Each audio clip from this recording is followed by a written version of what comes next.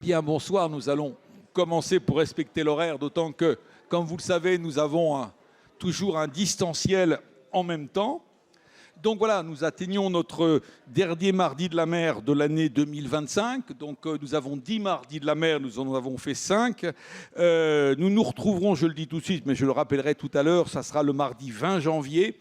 Avec la mer, un monde interministériel avec un tel titre, ça ne peut être que le secrétaire général de la mer qui nous traite un tel sujet. Donc ça sera bien le général d'armée Xavier Duceppe, secrétaire général de la mer, qui viendra bien le mardi 20 janvier.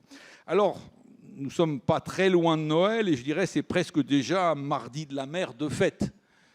Vous ne reconnaissez pas Nathalie Mercier-Perrin qui a un empêchement, mais vous reconnaissez Francis Vallat qui est intervenu à de nombreuses reprises, mais presque mieux que ça, est le cofondateur des Mardis de la mer.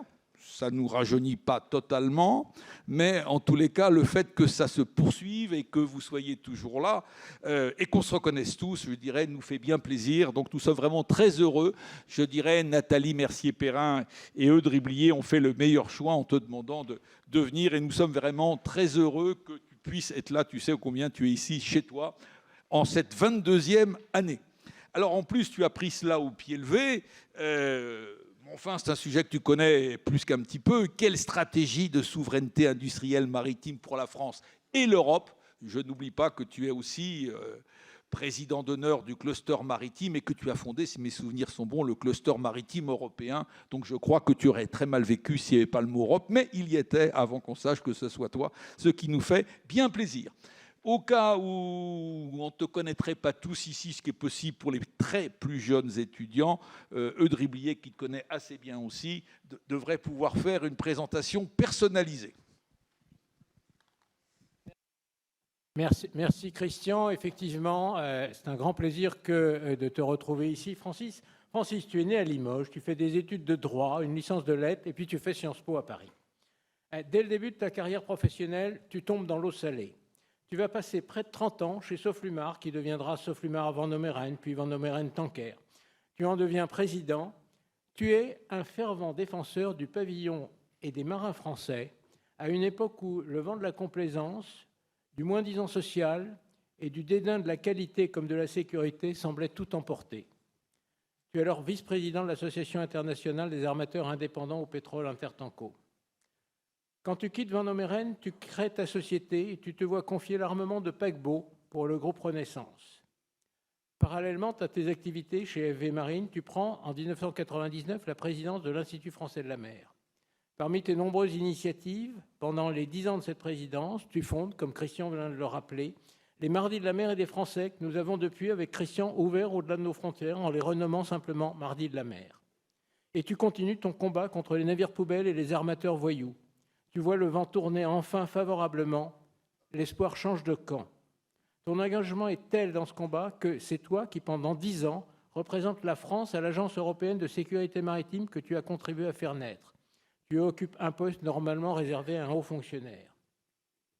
En 2006, avec quelques amis du maritime, tu as l'intuition de regrouper l'ensemble des acteurs économiques maritimes au sein d'une association, le Cluster maritime français.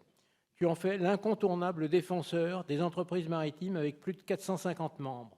Un succès formidable, un décloisonnement de toutes les branches du maritime qui jusque-là ne se parlaient que pour s'affronter lors de conflits d'usage.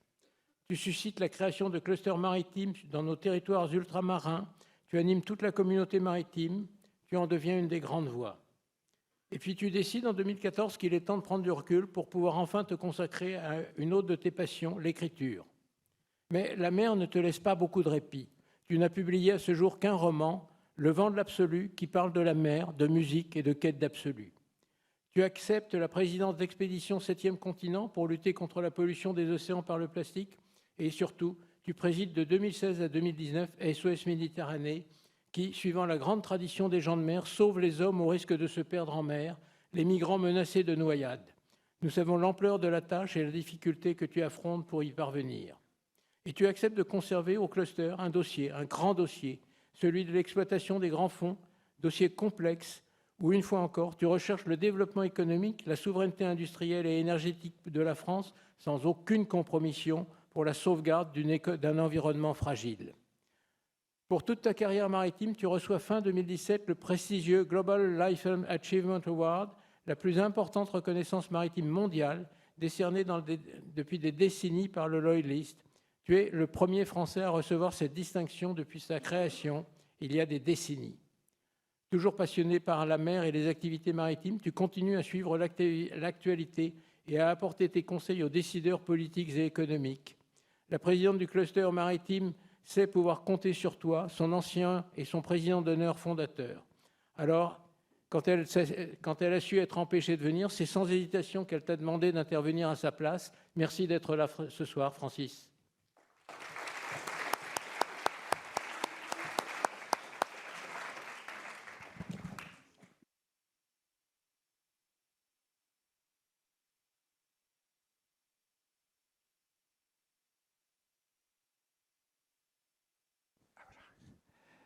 Merci Christian, merci de tous ces mots. C'est vrai que ça fait beaucoup, mais c'est aussi parce que je suis très vieux. Donc, en tout cas, je suis vraiment très très heureux de revenir en orateur au Mardi de la Mer, ce qui n'avait pas été le cas depuis des années, même si c'est en étant d'abord le porteur des excuses de Nathalie Mercier-Perrin, qui m'a appelé il y a 3 jours et qui était empêchée et qui le regrette beaucoup, mais enfin, elle reviendra. Et vous l'entendrez, bien entendu, une autre fois. Il y a une chose pourtant, et enfin, ceux qui me connaissent, je pense, savent que ce n'est pas une question de grosse tête, mais j'y tiens beaucoup. Je sais que tu as fait quelque chose de bien plus complet que j'imaginais. Même moi, il y avait des choses que j'avais oubliées. C'est que j'ai écrit un livre avec Isabelle Autissier, qui s'appelle « Notre avenir s'écrit dans l'océan ». Et c'est important, ce livre avec Isabelle, avec qui j'ai échangé d'ailleurs avant-hier soir. Il y avait une soirée pour SOS Méditerranée au Châtelet, parce que la combinaison d'une personne qui vient de l'économie et de ce qu'est Isabelle Autissier, c'est peut-être aussi un signe des temps qui est que les deux mondes peuvent commencer à arriver à se parler. Et on a tellement de raisons de s'inquiéter de cette absence de dialogue jusqu'à maintenant, alors qu'il n'y a qu'une seule solution, c'est le développement durable, que ce livre, j'y tiens beaucoup. Bon, les amis, il y a une chose, manifestement, Christian n'a pas reçu. Alors, moi, je n'avais pas reçu un message de Eudes qui me demandait des précisions, mais tu n'en avais pas besoin sur mon CV, il y a 2 jours. Et manifestement, Christian n'a pas reçu un message que je lui ai envoyé hier ou avant-hier pour lui dire que le sujet que je traiterai, hein, j'avais pris au pied levé, allait se croiser avec celui que tu as annoncé. Mais en fait, je vais vous parler un peu du maritime dans le monde et surtout de la place qui occupe la France en tant que puissance économique et nation souveraine. Donc, ce n'est pas tout à fait le même sujet, comme vous voyez. Mais autrement dit, pour une fois, je ne vais pas vous parler sous l'angle de l'océan, de sa biodiversité, de sa fragilité, malgré son immensité, des attaques qu'il subit. Vous savez, là, pendant que je vous parle, j'ai fait le calcul en venant. Comme tu le dis, j'ai cofondé avec un type formidable, 7e continent, pour lutter contre le plastique dans l'océan. Et on travaille énormément depuis 15 ans maintenant. Et j'ai fait le calcul avant de venir. Là, pendant la durée de la conférence, il va y avoir environ 1980 tonnes de plastique de plus qui vont aller dans le monde. Nous sommes à l'heure actuelle à peu près, on écrit toujours 22 tonnes. La dernière mise à jour, 15 tonnes. C'est 22 tonnes par minute de plastique qui vont dans l'océan. Donc je ne vais pas vous parler de ça aujourd'hui, du rôle essentiel de l'océan pour la machinerie climatique de la Terre, je crois que vous le savez, et pour l'avenir de la planète et de l'humanité, des sujets qui sont de plus en plus traités par ailleurs, et c'est heureux, ça n'était pas le cas, je crois qu'on peut en témoigner, il y a encore une dizaine ou quinzaine d'années, en tout cas beaucoup moins, René Dumont n'avait pas été entendu. Merci à l'Institut français de la mer, d'ailleurs, à ce sujet, au cluster, et à certaines ONG avec lesquelles on arrive à dialoguer. Ce sujet de la préservation de l'océan, c'est quand même bien sûr un de nos combats, et on pourra d'ailleurs l'aborder au moment du débat, si vous le souhaitez, sur certains points que je toucherai en passant. Mais en fait, j'ai pensé que savoir aujourd'hui ce que représente notre pays dans le maritime mondial et dans les enjeux mondiaux, économie, défense, c'est trop méconnu, et que c'était aussi un aspect qui était important pour vous, je pense en particulier aux étudiants, même si vous avez eu des orateurs, en particulier de Marine nationale et autres, qui ont touché ces sujets. mais sans le faire systématiquement. Je vais donc vous en parler d'abord en vous donnant quelques indications et repères. Le temps est compté, pas beaucoup. Christian a fait la police, il sait que je peux avoir tendance à être prolixe. Donc quelques repères sur ce maritime mondial et sur cette maritimisation croissante de notre monde. Il y a 20 ans, on disait, quelques précurseurs, et j'étais loin d'être le seul, il y en avait quand même pas mal, disaient le 21e siècle va être maritime. Quand on voit l'accélération de tout ce qui est maritime, je crois que c'est confirmé. Ensuite, je vous résumerai le poids de la France et de ses atouts dans ce maritime en pleine évolution. Je m'excuse à l'avance pour... il y a bien d'autres experts de ces sujets, donc qui n'apprendront pas grand-chose, mais ça vaut le coup d'être mis en perspective et actualisé, c'est ce que j'ai essayé de faire. Et c'est d'autant plus important que l'homme qui a coordonné la grande étude océanide, il y a de ça quelques années, qui a fait le rapport avec des chercheurs venus de 5 continents, 300 et quelques chercheurs, etc., peut témoigner que cette étude a démontré le lien constant tout au long de l'histoire, depuis l'Antiquité, entre prospérité et puissance maritime. Donc le poids de la France. Et enfin, j'énoncerai quelques points sur les efforts nécessaires et les pistes d'amélioration indispensables pour que notre pays joue vraiment sa carte, à la fois dans le concert des nations et face aux défis existentiels qui sont ceux de notre temps. Alors la maritimisation du monde, écoutez, juste quelque chose, quelques phrases choc. Les activités maritimes, ça va représenter entre 3 000 et 3 500 milliards en activité lycée d'ici 2030, disons 2030 au plus tard. C'était 2000 simplement en 2010, c'était 1500 en 2011, donc un doublement en 20 ans de l'activité maritime. C'est l'une des 2 premières activités du monde avec l'agroalimentaire. La troisième, je le note au passage, c'est la drogue. Donc c'est une des 2 premières activités du monde devant les télécoms, le spatial, l'aéronautique. Et la moitié de la croissance qui est en train de se faire et qui va venir dans les années qui viennent va provenir d'activités nouvelles, autres que les activités traditionnelles du maritime, qui peuvent être, je ne sais pas moi, les énergies marines renouvelables, les grands fonds marins, les biotechnologies et la biologie, le dessalement, etc.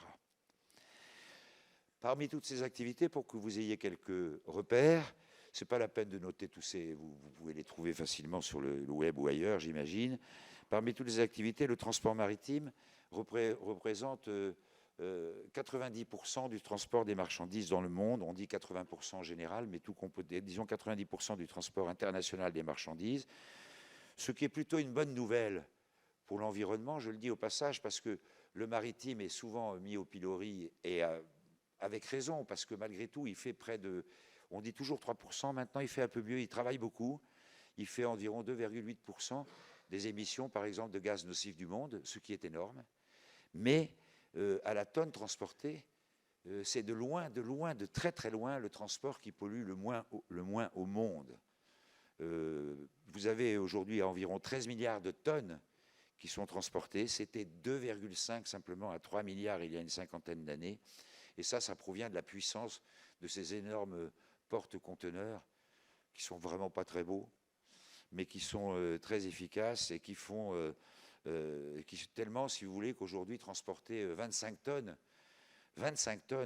de Shanghai au Havre, eh bien c'est à peu près le même prix qu'un billet d'avion de classe économique.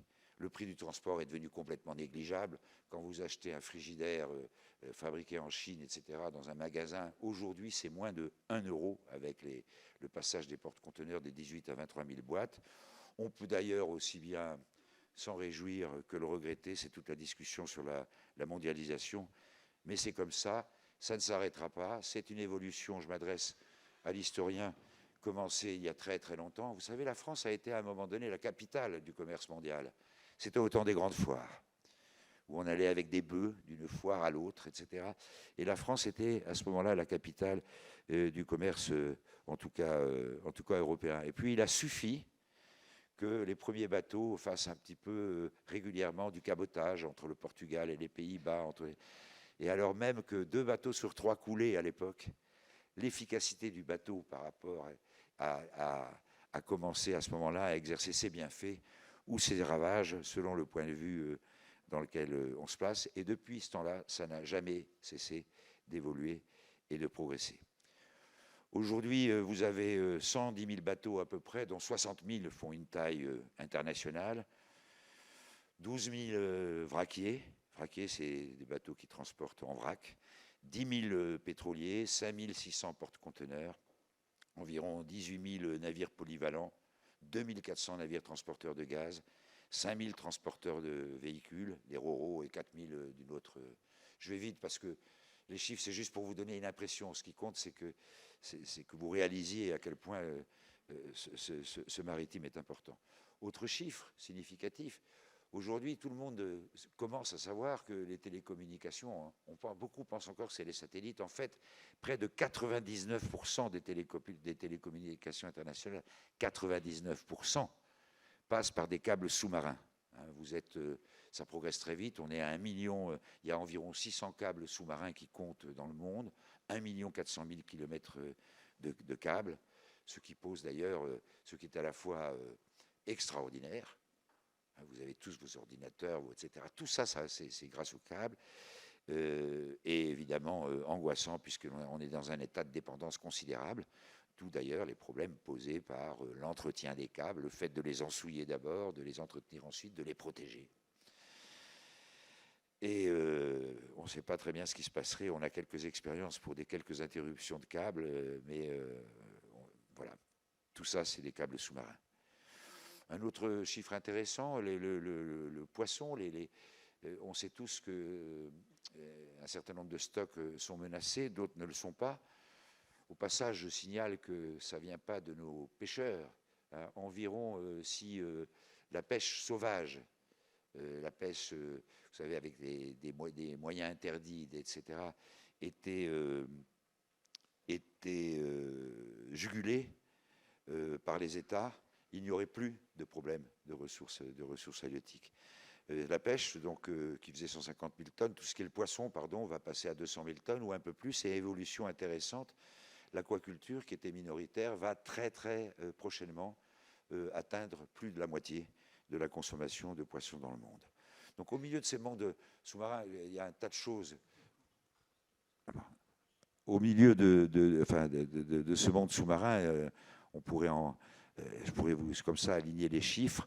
Que représente la France, en ayant en tête, moi je ne suis pas historien, mais j'aime bien l'histoire, et puis j'ai ma caution ici, que le poids de la France et la place de la France dans l'international, allez, on va commencer par du positif, il est quand même assez remarquable. Je vais vous le décrire tout à l'heure, mais il l'est d'autant plus que fondamentalement, la France n'était pas, peut-être est-elle en train de plus de le devenir, un pays, comment dirais-je, soumis à l'influence maritime ou intéressé par le maritime. La France, c'est un pays paysan. Et je le dis, moi je le disais tout à l'heure à l'amiral Oudot de Nainville, ancien chef d'état-major de la marine, moi je suis une anomalie, je suis limousin, je suis le seul maritime du Limousin, mais je ne sais pas pourquoi, la mer m'a toujours intéressé. Donc quand je dis que la France est un pays paysan, ça n'est pas négatif. Mais Bredel l'a dit, il l'avait très bien analysé, toi-même tu en as parlé dans tes lignes, dans tes livres, la France c'est le pays de la terre. La solidité, c'est la terre, la précaution, c'est la terre. C'est pour ça qu'on est le premier pays épargnant du monde par tête d'habitants. C'est le réflexe du bas de laine. C'est la terre, c'est le sol. Réussir en France, être noble, c'était la noblesse d'épée, c'était avoir des châteaux, c'était être ancré sur la terre. On a eu bien sûr de grands navigateurs, de grands marins, je ne vais pas les citer ici, vous avez déjà eu des conférences à leur sujet, etc., qu'ils soient militaires ou civils, mais fondamentalement, ce n'est pas un pays de marins. Nos marins bretons sont allés naviguer, non pas par vocation ou par attirance ou par talent qu'ils ont acquis et qu'ils ont démontré, pas comme les Vikings, si vous voulez, pas que les Anglais. Ils sont allés sur la mer parce qu'ils avaient faim. Il n'y avait pas assez à manger en Bretagne, c'est ça la vérité. Nous sommes un pays qui qui est un pays de patrimoine. À l'opposé, l'Angleterre, c'est une culture de flux, c'est un pays de commerçants. Chez nous, le pouvoir, c'est celui des l'épée. Chez eux, le pouvoir, c'est celui du commerce. Et ça a joué énormément. Je pense que tu confirmes ça. Hein. C'est vraiment l'influence. Il ne faut jamais sous-estimer l'influence de l'histoire et de la culture. Eh bien, malgré tout ça, aujourd'hui, la France est un des pays qui, alors qu'il n'est que maintenant plus que le 6e ou le 7e mondial, je me souviens qu'il y a encore 20 ans, c'était le 3e ou le 4e pays mondial sur le plan de l'économie, etc., reste quand même un des principaux pays et progresse sur le plan maritime, contrairement à ce qu'on pourrait penser. Alors, elle a beaucoup d'atouts, bien sûr, qui sont des atouts physiques. On n'arrête pas de parler de notre zone économique européenne, c'est-à-dire les zones sur lesquelles la France a juridiction. Eh bien, maintenant, la France a des terres dans tous les océans du monde, 11 millions de kilomètres carrés, c'est le deuxième territoire maritime mondial. Nos députés, nos hommes politiques se regorgent de dire que nous sommes la deuxième puissance mondiale, bientôt la première d'ailleurs avec le traité extra-plaque. Hein. Mais c'est très important. Mais ce qui est plus important, c'est de savoir ce qu'on en fait ou si on va en faire quelque chose. Néanmoins, et pour l'instant, si j'en parle comme ça, on pourra en parler dans le débat, c'est qu'on n'en fait pas assez. Néanmoins, les 13 outre-mer dont nous disposons sont une valeur ajoutée exceptionnelle dans un certain nombre de domaines, et en plus sont exemplaires et servent beaucoup à la France. La France sans les outre-mer serait infiniment, il faut savoir, on l'entend beaucoup, les outre-mer coûtent, et c'est vrai, mais les outre-mer aussi apportent. Et sur le plan stratégique, ils ont une importance fondamentale. Je fais juste une incidence. Il y a 2 ans, j'étais en Nouvelle-Calédonie pour une rencontre internationale. Il y avait là, ça a été une découverte absolue, et je ne comprends pas que les médias n'en parlent pas, des responsables d'État israéliens, australiens et néo-zélandais, et tous ceux qui étaient là, alors ils n'étaient pas très nombreux, c'était 4 ou 5, en fait tous, à leur tour, sont venus me voir. N'oubliez pas, on a coulé le Rainbow Warrior chez eux. On a l'impression qu'on n'a pas de bonne presse, que la France, etc. Pour dire, mais est-ce que vous allez... Et c'était en Nouvelle-Calédonie, sur laquelle on dit qu'ils ont des vues. Les Néo-Zélandais, comme disant ensemble et séparément, on espère bien que la France va rester comme puissance d'équilibre. Donc c'était une incidente à propos des Outre-mer. Bon, la France hexagonale a 120 milliards à peu près, 120 milliards d'euros de valeur de production, ce qui est absolument considérable. C'est beaucoup plus, c'est pas quasiment 2 fois. Enfin, maintenant, j'ai plus tenu à jour, mais toute l'industrie automobile, par exemple, avec tous les équipementiers, etc. 120 milliards de production. On pense que ça peut être même de l'ordre de 150 en 2030, donc ça progresse très vite. Elle est probablement déjà, d'ailleurs, à 130 milliards, justement, si on rajoute les Outre-mer. Un peu moins de 500 000 emplois directs en France. Directement dans le maritime, c'est énorme. Surtout, nous on utilise direct et pas des emplois indirects parce qu'on dit 1,5, 2, enfin c'est pas du tout scientifique. Donc 500 000 emplois directs, sachant par exemple que pour la pêche, un emploi embarqué, ça représente 3 emplois à terre. Alors, c'est pas tout comme ça, donc la moyenne doit être à 1,5 ou quelque chose comme ça, mais 500 000 emplois directs. Et puis la France, elle est présente, c'est important, tout à l'heure, on va parler des aspects de défense et de souveraineté. Elle est présente et elle a des intérêts sur à peu près 80 000 kilomètres de routes maritimes dans le monde. Alors, on a parlé du bateau tout à l'heure et de l'importance du navire, hein, c'est quand même le centre de l'activité maritime. Bon, la marine marchande n'a que 435 navires sous pavillon français. Pour être honnête, c'est même plutôt l'ordre de 250 pour des navires de taille internationale sous pavillon français, mais elle en a probablement 1200, je n'ai pas le chiffre exact, il n'est pas facile à connaître, en comptant la flotte dite contrôlée. Donc si on compte que le pavillon, elle est le 28e mondial, elle est un peu mieux que ça si on compte la flotte contrôlée, ça veut dire qui appartient à des intérêts français, mais pour des raisons différentes, qui ne sont pas des raisons honteuses, on pourra en parler tout à l'heure, ne battent pas pavillon français. Les ports et les infrastructures français font 15 milliards d'euros de valeur de production pour 25 millions de tonnes de marchandises. Ce sont des chiffres qui paraissent impressionnants. Néanmoins, la France n'a pas des ports à la hauteur de ce qu'elle devrait avoir. J'en parlerai tout à l'heure quand on parlera des améliorations. Un exemple qui est souvent cité, qui est dans les livres, en tout cas dans l'un de ceux que j'ai lus de Christian Bûcher, par exemple, mais qui est souvent cité. Vous avez à peu près, bon an, mal an, 50 à 60% des conteneurs. Vous savez, les conteneurs, donc c'est aujourd'hui l'essentiel des marchandises qui arrivent en France, par les ports d'Anvers, d'Amsterdam, de Rotterdam, 60%, 50 à 60%, et plutôt 60%, ou par le port de Gênes. C'est extrêmement indicatif, et c'est pour ça d'ailleurs que votre professeur dit que le problème, c'est que la mer gagne sur la terre. Et je commenterai tout à l'heure ça. La construction navale est un secteur important, y compris au niveau européen. On cite toujours, que ce soit civil ou militaire, et j'y reviendrai tout à l'heure quand je vous parlerai des fleurons français, on cite toujours les chantiers de l'Atlantique ou comment dirais-je, Naval Group, sur le plan militaire. On a raison de les citer parce qu'ils font partie des fleurons, comme je le dis. Mais il y a aussi une multitude de petits chantiers qui étaient en difficulté il y a quelques années. On pensait même que la plupart allaient disparaître et qui se sont bien repris. Et dans ces 60 000 personnes qui travaillent dans la construction navale et qui font les 16 milliards et quelques euros de valeur de production, il y a beaucoup de success stories inattendues. La pêche et l'aquaculture, c'est bien. On est le 3e producteur européen. Il y a 13 000 emplois directs à la pêche.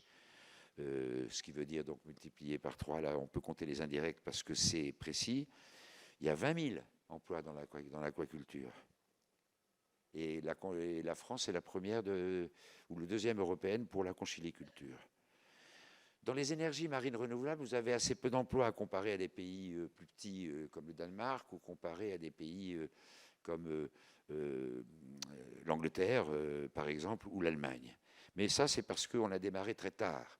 On a démarré tôt sur les éoliennes terrestres, tard sur les éoliennes. C'était du temps d'ailleurs de ma présidence effective du conseil maritime, du cluster maritime avec NKM, Nathalie Kosciusko-Morizet, qui ont été décidés les premiers parcs éoliennes. C'est hier en fait. Hein.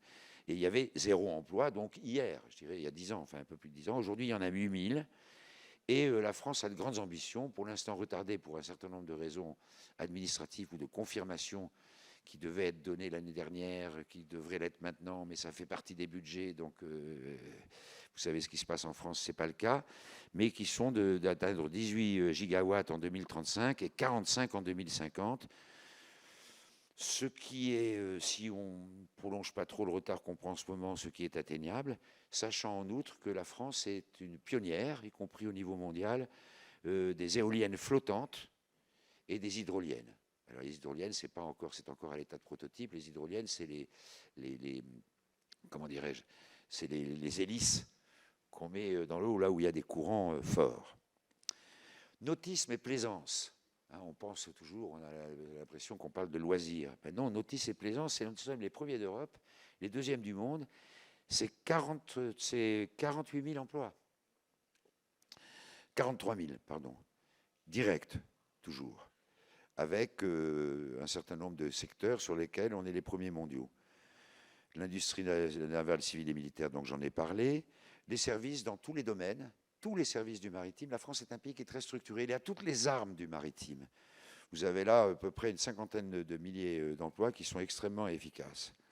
Donc elle a tous les outils et elle est entraînée évidemment par différents types de fleurons. Vous avez au niveau civil, vous avez les navires poseurs de câbles sous-marins. C'est aussi important sur le plan de la souveraineté et des services qu'on rend à l'étranger avec Louis Dreyfus Armateur, la flotte d'Alcatel, la flotte d'Orange, etc. Des navires stratégiques extrêmement complexes. Et la France est un des 2 ou 3 leaders mondiaux.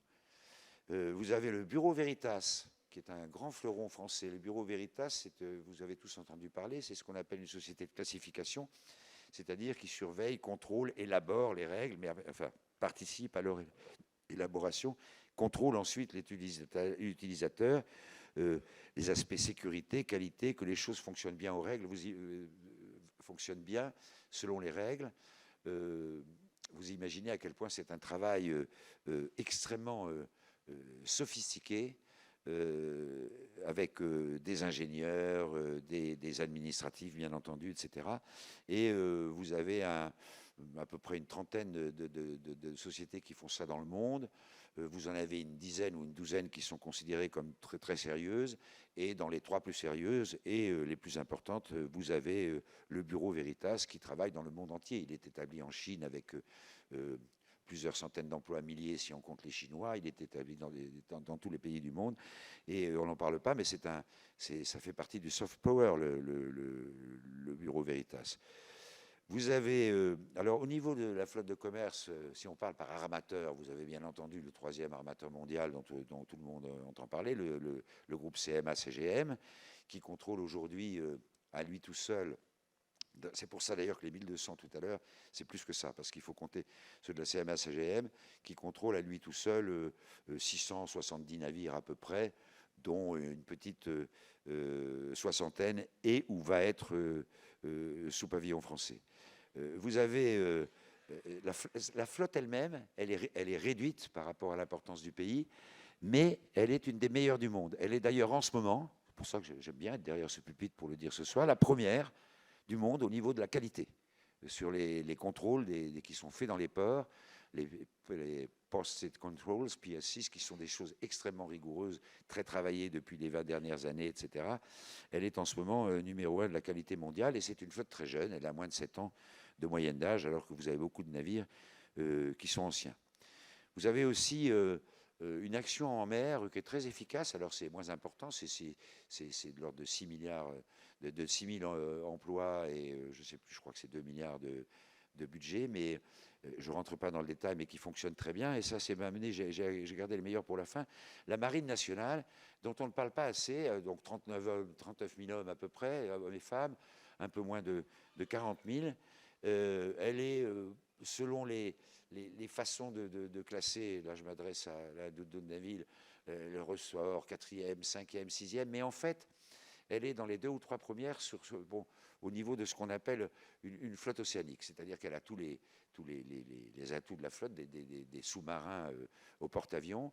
Elle est présente partout dans le monde et elle est exceptionnellement, c'est pas les amiraux qui vont vous le dire, ils ont un devoir de réserve et puis il ne faut pas qu'ils se vendent trop, elle est exceptionnellement et efficacement employée. Aujourd'hui, c'est la première du monde en termes d'emploi. Il y a à peu près 80% d'emploi des matériels, ce qui est absolument prodigieux, suppose un effort considérable. La moyenne, Gérard, là, c'est quoi? C'est 50-60%. Enfin, on est à 80% d'utilisation des bâtiments. Et c'est, alors, en touchant du bois, parce que chaque année, c'est très difficile, je m'adresse aux jeunes, elle a besoin chaque année de plusieurs milliers, 5-6 000, je crois, 5 000 jeunes pour se renouveler, etc.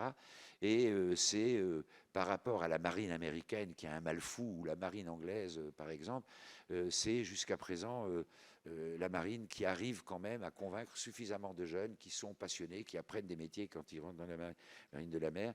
Et je me souviens, je ne sais pas pour cette année, mais l'année dernière, c'était une des seules marines occidentales à avoir réussi à remplir tous ces postes, sauf les sémaphoristes.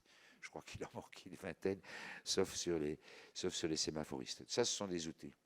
Alors, j'ai combien de temps encore? Oh, bon, ça va. D'accord. Bon, la France a aussi un outil de coordination qui est pionnier, qui a été sur l'organisation de sa, comment dirais-je, de sa force maritime, essentiellement civile. Pardon, j'oubliais dans les fleurons la recherche scientifique.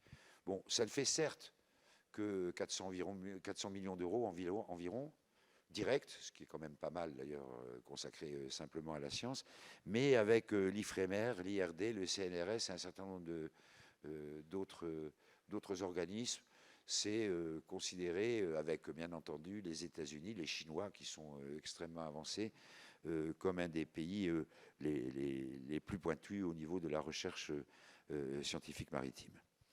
Alors l'outil de coordination dont je parlais, je voudrais dire un mot du cluster qui débarque largement le champ des entreprises, puisque dans ses membres, vous avez aussi, je parlais par exemple, vous avez l'IFREMER, etc., des instituts de recherche, des collectivités locales, la Marine nationale en tant qu'armateur de bateaux gris, pas du tout en tant que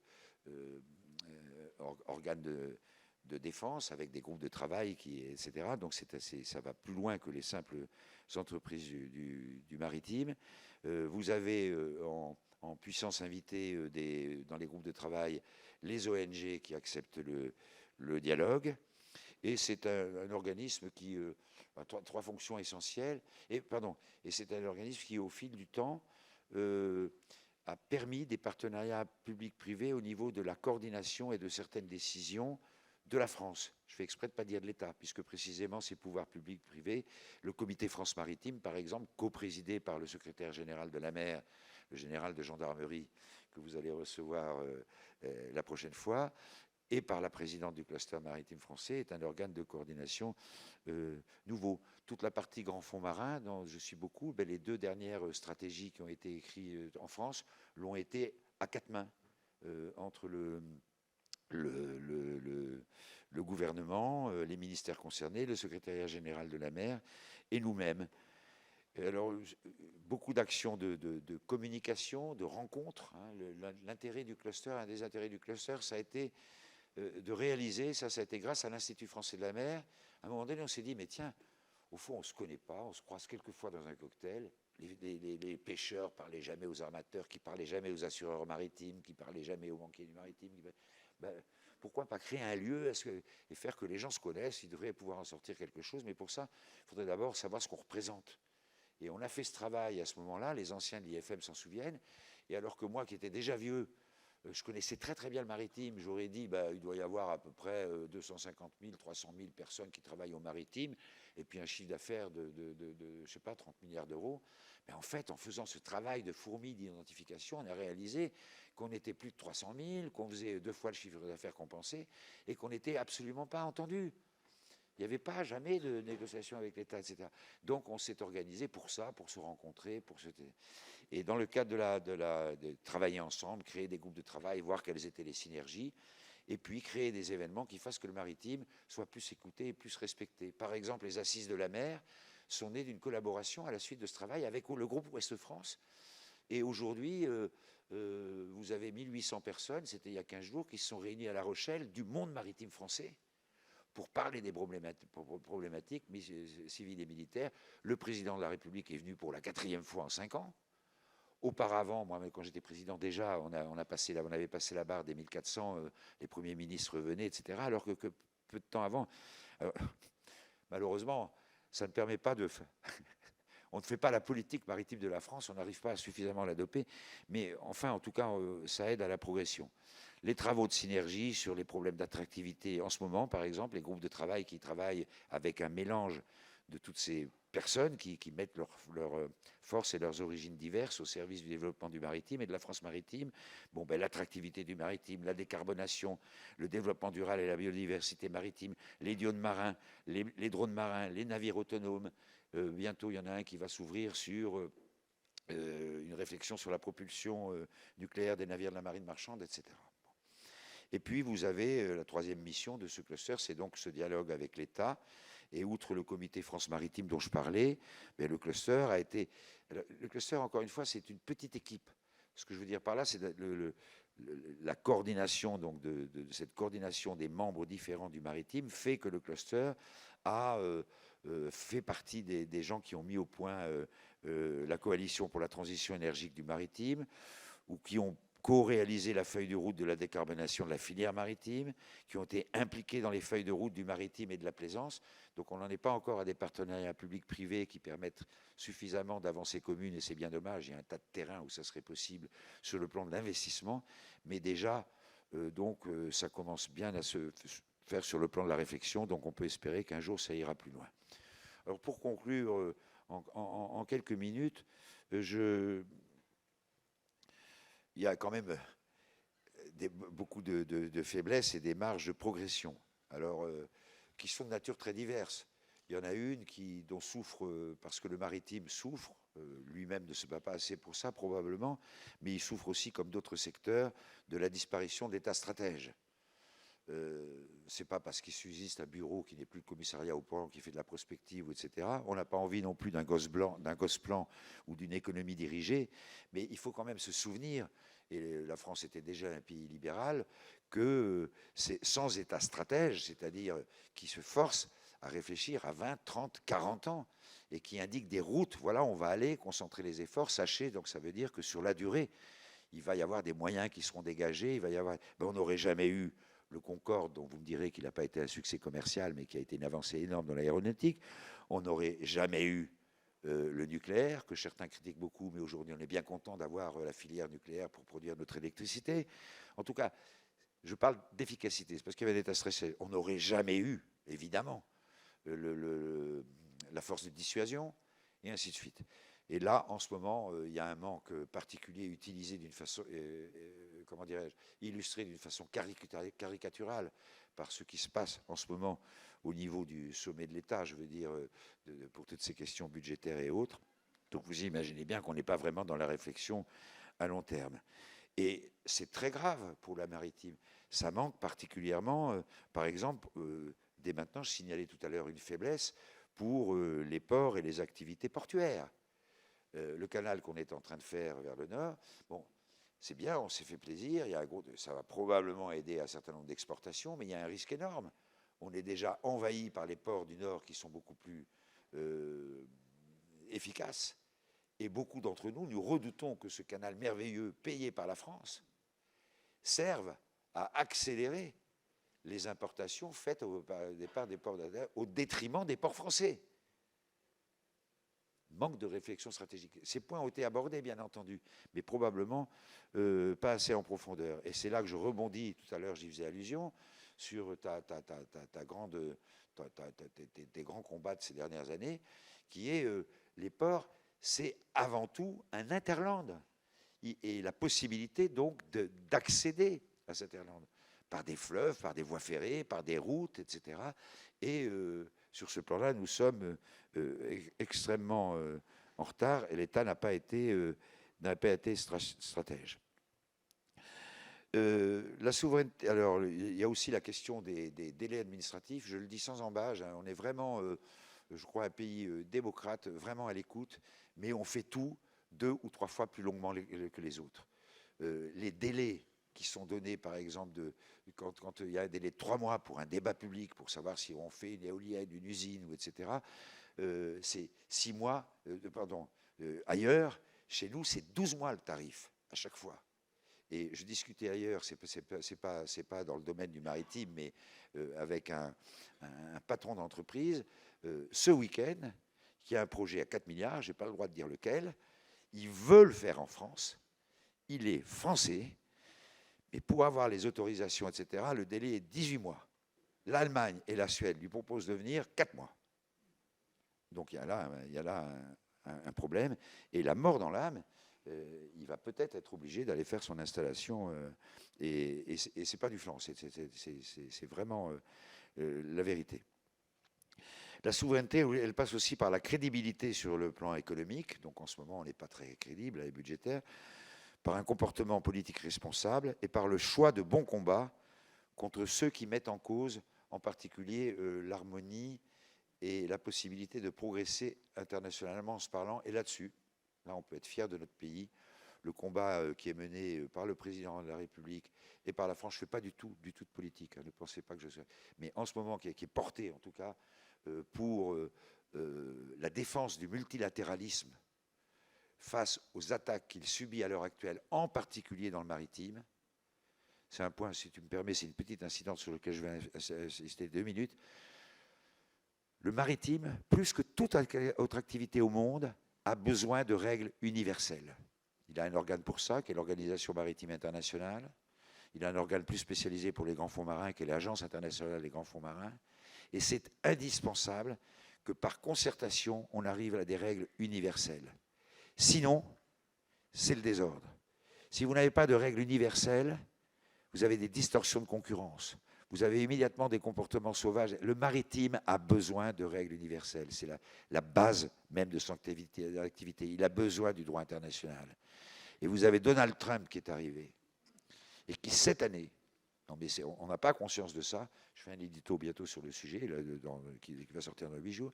À 3 reprises, a ébranlé complètement les fondements, non seulement du multilatéralisme, mais du droit international, qui, si nous ne réagissons pas, les autres, paradoxalement, la Chine joue complètement le jeu du multilatéralisme, y compris sur le niveau des grands fonds marins, etc. Si nous ne réagissons pas pour bloquer ce genre d'initiative, on va vers un chaos qui est un chaos épouvantable. Quelles sont les 3 attaques ? Premièrement, je vais citer un général que j'entendais à la télévision il y a 2 jours. On parlait de ça, c'était à propos de l'Ukraine, etc. Mais il dit, écoutez, l'attitude des États-Unis à l'heure actuelle vis-à-vis du droit international, on peut la résumer de façon suivante. Excusez-moi, mais je suis militaire, j'ai l'excuse pour eux. Il jouait évidemment sa partition. Les États-Unis, leur philosophie à l'heure actuelle, c'est je t'emmerde, je fais ce que je veux. Bon. Et c'est ce qui se passe au maritime. Donald Trump, en avril, prend un décret pour dire, quelles que soient les règles internationales et les conventions que j'ai signées mais pas ratifiées, ou celles que je n'ai pas ratifiées mais que je respectais jusqu'à présent, j'autorise et même j'encourage donc l'exploration, l'exploitation pour l'exploitation des grands fonds marins dans ma zone et dans la zone internationale. Ce qui est première attaque qui est absolument épouvantable parce qu'il y a 2 choses.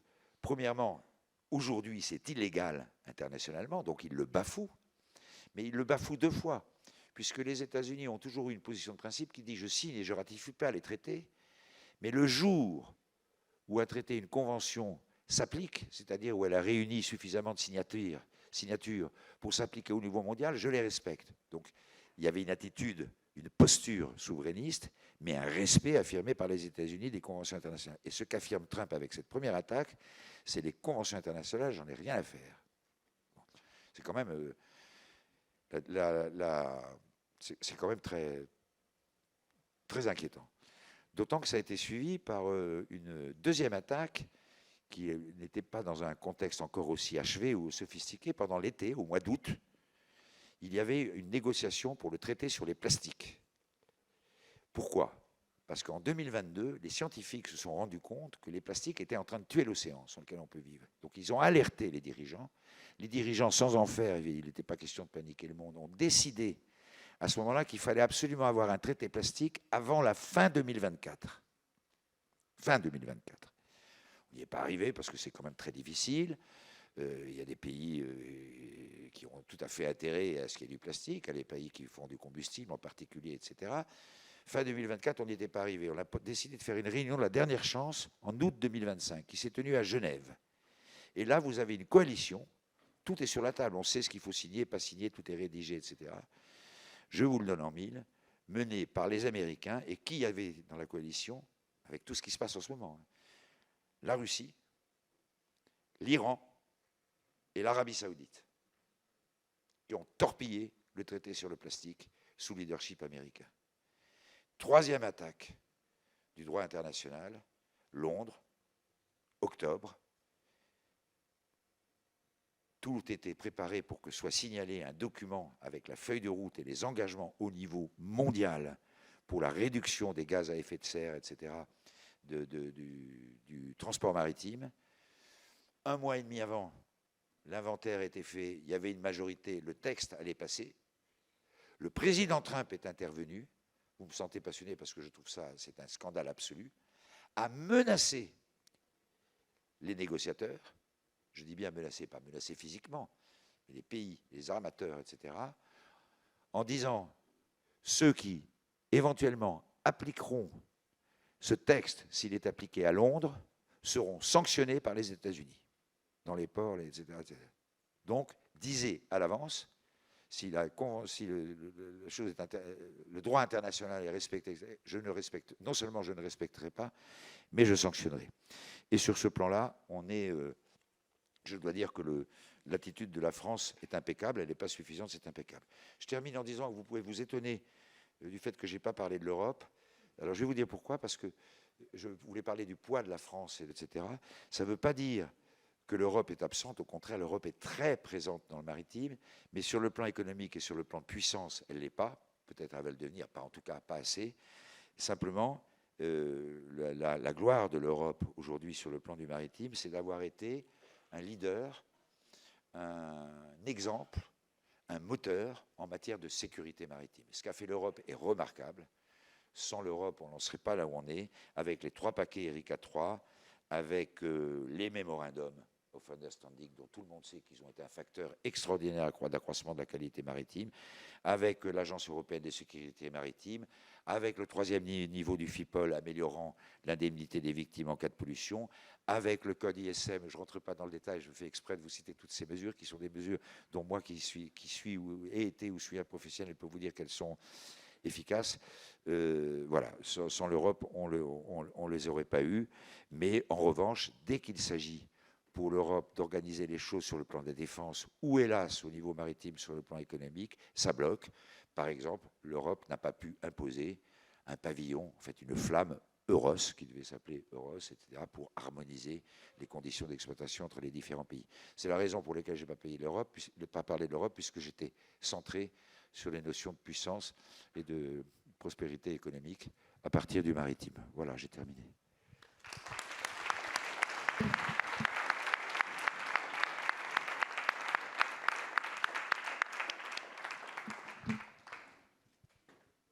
Merci beaucoup pour ta présentation.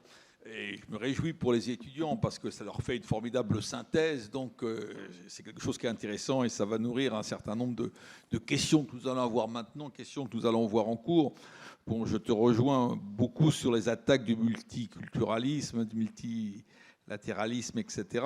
J'ai été, il y a 15 jours, faire une conférence présentée travaux d'Océanide à l'université Sun Yat-sen de Taïwan, à l'invitation du bureau français, parce qu'on ne peut pas dire ambassade en ce qui concerne Taïwan. Et les Taïwanais s'estiment, par exemple, complètement lâchés par les États-Unis, non pas à des fins militaires, mais tout l'équilibre avait été fait sur la spécialisation des microprocesseurs par Taïwan, que la Chine achète, que tous les pays démocratiques achètent, parce que c'est quasiment 80% à travers TMC, mais les Américains veulent aujourd'hui rapatrier une partie de tout cela, ce qui donne des signaux à la Chine sur un certain désengagement progressif des États-Unis sur le moyen terme. C'est vrai que beaucoup de choses ont changé en seulement, même pas 10 mois, 9 mois de présidence Trump. Parce que le 21 janvier, c'est pas si vieux que ça. Donc j'imagine qu'il y a beaucoup d'interventions, de questions. Francis a voilà, beaucoup de casquettes. On peut même peut-être parler de l'exploitation des grands fonds si vous avez des questions. Bref, je dirais la séance est véritablement ouverte et merci d'avoir eu la gentillesse de faire une synthèse circonscrite dans le temps, ce qui va nous permettre d'avoir de beaux échanges. Merci d'avoir la gentillesse, comme à chaque fois, de bien vouloir vous présenter. Bonsoir messieurs, merci pour votre intervention très passionnante. Donc je suis Guillaume Muret, je suis élève en Histoire Sciences Po en 3e année de licence. Il y a un domaine que vous n'avez pas évoqué qui risque de devenir central, c'est tout ce qui est autour de l'automatisation et autour de la dronification d'une partie des bâtiments civils et militaires de la Marine nationale, ainsi que des plateformes industrielles en mer. Est-ce que vous pourriez nous en dire un peu plus, s'il vous plaît? Des installations en mer directement. Des plateformes, il y a des projets de stations de minage sous-marines, voilà. Bon, alors, je vais vous répondre, mais je pense qu'il y a là quelques personnes aussi qualifiées que moi, si ce n'est plus. Donc, je vais vous donner simplement une opinion personnelle. J'ai été armateur pendant 30 ans. Je pense qu'on ne peut pas nier tous les progrès de la miniaturisation, de l'automatisation, de la digitalisation, etc. Donc vous avez déjà des navires autonomes qui sont non seulement en prototype, mais je sais que j'ai vu qu'il y en a un qui allait être exploité en Scandinavie, je crois que c'était en Norvège.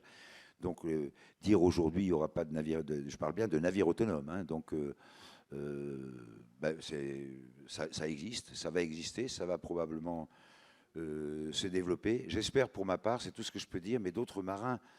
Moi, je suis un homme de mer, je ne suis pas un vrai marin, même si j'ai adoré naviguer, etc. Donc, peuvent réagir, eux qui ont été à la mer, avec des fonctions. En ce qui me concerne, il ne faut pas croire qu'il n'y a pas d'hommes. Hein. Il n'y a pas d'hommes à bord des bateaux, mais ça prend beaucoup d'hommes plus qualifiés, etc., à terre pour les suivre, etc. Moi, je pense, je fais partie de ceux, je suis comme Tabarly, vieille référence. La mer, ça se respecte. La mer, c'est toujours plus fort que tout. Je pense que c'est pas de la sagesse ancestrale ou tabou. Je suis contre des navires. Je pense que les navires autonomes peuvent exister et même existent, mais ça ne veut pas dire que je suis pour des navires sans hommes à bord. Je pense qu'il faudra toujours, enfin à mon point de vue, il faudrait toujours qu'il y ait des hommes à bord. Face à l'imprévu, face à etc. Vous savez, ce qui me fait le plus peur, c'est par rapport à ça, et on n'y est pas encore à fond, mais quand on voit déjà ce qu'elle fait, c'est l'intelligence artificielle. Et je vous conseille d'aller revoir le film 2001, Odyssée de l'espace, où à un moment donné, avec sa sophistication, c'est quand même extraordinaire, déjà, à quel point c'était prémonitoire. L'ordinateur se rebelle, comme demain, une fois que tout aura été intégré à l'intelligence artificielle et qu'ils auront été programmés pour se défendre. Et sans les hommes, on n'y arrive pas. Enfin, voilà. Donc, cette première partie où il est aucun doute, enfin, je veux dire, ça ne va pas s'arrêter. Comme toujours, le progrès est exponentiel, hein, comme toujours dans les époques récentes. La seule crainte qu'on puisse avoir, c'est que l'homme donc soit dépassé par sa création. Mais oui, il va y avoir des navires autonomes. Oui, ça peut être dominé. Et je suis pour qu'il y ait des hommes à bord des vrais navires et que ça soit limité. Alors, pour ce qui est des installations à terre, en mer, comme, oui, je vois à quoi vous pensiez, les plateformes offshore, les choses de ce genre, etc. Je ne suis pas compétent. Je suis désolé, je ne peux pas répondre. Peut-être que quelqu'un ici, c'est fait pour ça, hein, j'imagine. Si quelqu'un a la compétence pour répondre à cette question, moi, je ne l'ai pas. Je ne sais pas.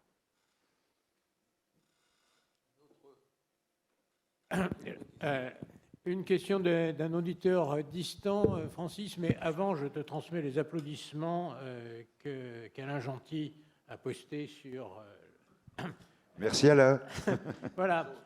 Nicolas, qui est étudiant à L2 d'histoire-géographie, demande si tu penses que la France est capable de maintenir son empire maritime. Oula. Son empire maritime, dit-il. Bon, évidemment, ce n'est pas au sens colonial du terme. Oui, le mot empire est peut-être à revoir. Quelle est la question exactement? Est-ce que la France est capable de maintenir son empire maritime? Bah, écoutez, position internationale. Alors, j'espère bien, parce que, à cause de l'aspect stratégique que j'ai dit, parce que, étant allé, moi, je vais vous dire, je suis évidemment pas tout, mais quand je ne sais pas, je le dis. Mais j'ai eu à aller dans les... Et encore récemment, parce que Nathalie Mercier-Perrin, elle a bien raison, on m'utilise quand elle peut, etc. Et ou quand elle veut, quand je suis allé, j'ai contribué à la création de la plupart des clusters d'outre-mer, sauf les deux derniers, de Saint-Pierre-et-Miquelon et de Mayotte. Et de temps en temps, j'y vais encore. Récemment, j'étais en Nouvelle-Calédonie, après j'avais été en Polynésie un petit peu après. Moi, il y a une chose d'abord dont je témoigne, c'est que dans beaucoup de ces outre-mer, l'attachement à la France n'est pas forcément démontré comme on aimerait qu'il le soit, mais il est réel. Il suffit de parler, tous ceux qui sont allés, bon ok, les Français, les Popas, etc., on a tous des surnoms là-bas, mais ils sont tous conscients qu'ils ont besoin de partnership, de partenariats qui ne peuvent pas se développer seuls. Vraiment, j'essaie de résumer ce que je ressens. Et quand vous leur parlez, ce qui à un moment donné était, les attirait beaucoup, de la possibilité de travailler avec les Américains ou avec les Chinois, ils préfèrent quand même les Français. Et puis quand vous n'êtes pas entre eux en groupe, mais que vous êtes avec eux et qu'ils sont un peu moins nombreux, ils vous disent quand même qu'ils aiment bien la France. Donc il ne faut pas trop tirer de conclusions négatives extrêmes de ce qu'on voit en ce moment se passer en Martinique ou ailleurs. Par ailleurs, quand on va dans ces territoires d'outre-mer, on se rend compte que tout ce qui est équipement collectif, équipement public, etc., marche très bien. Dans le pire des cas, est largement supérieur à tout ce qu'il y a dans le voisinage, et ils le savent. Bon, après, il faudrait arriver à ce que les Outre-mer eux-mêmes, comment dirais-je, aussi qu'on leur apporte mieux et qu'ils apportent plus. Alors, ils sont déjà exemplaires. Tout à l'heure, j'ai oublié de dire dans quel domaine, mais par exemple, la France aujourd'hui ne pourrait pas tenir son rang sur le plan international et dans certaines enceintes parler si elle n'avait pas ces outre-mer, par exemple au niveau des aires marines protégées. Ce qu'ils font avec l'aide, enfin, ils sont la France, donc avec notre aide, est absolument remarquable. Et la France n'aurait pas la même crédibilité si ce n'était pas le cas. Et vous avez à l'heure actuelle un tas de projets, on parlait tout à l'heure, même y compris au niveau des énergies, d'expériences qui se déroulent dans les Outre-mer, au niveau des nouvelles modalités d'éoliennes ou d'hydroliennes, etc., qui sont absolument passionnantes et qui peuvent probablement déboucher. Sur le plan des grands fonds marins, ils apportent beaucoup, non seulement parce qu'il y a des possibilités, mais parce que dans leur approche, ils sont extraordinairement prudents. C'est-à-dire qu'ils n'ont pas envie qu'on vienne non seulement, comment dirais-je, foutre en l'air j'arrive pas à parler élégamment, mais leur paysage, leur pays, la mer, bien souvent, pour eux, c'est un être vivant qui fait partie de leur culture, etc. Avec le respect des ancêtres. Et tout. Donc, ils ont une approche de développement durable qui est précautionneuse, qui est très, très intéressante. Alors, la question, c'était est-ce que la France sera capable de maintenir son empire maritime. De maintenir son... Écoutez, à partir du moment où on n'utilise pas le mot empire, et où quelquefois, vous avez toujours des extrêmes qui vous parlent de néocolonialisme, quand vous allez là-bas, vous voyez bien que ce n'est pas vrai. Moi, j'espère, en tout cas, et je crois, oui, qu'elle y arrivera.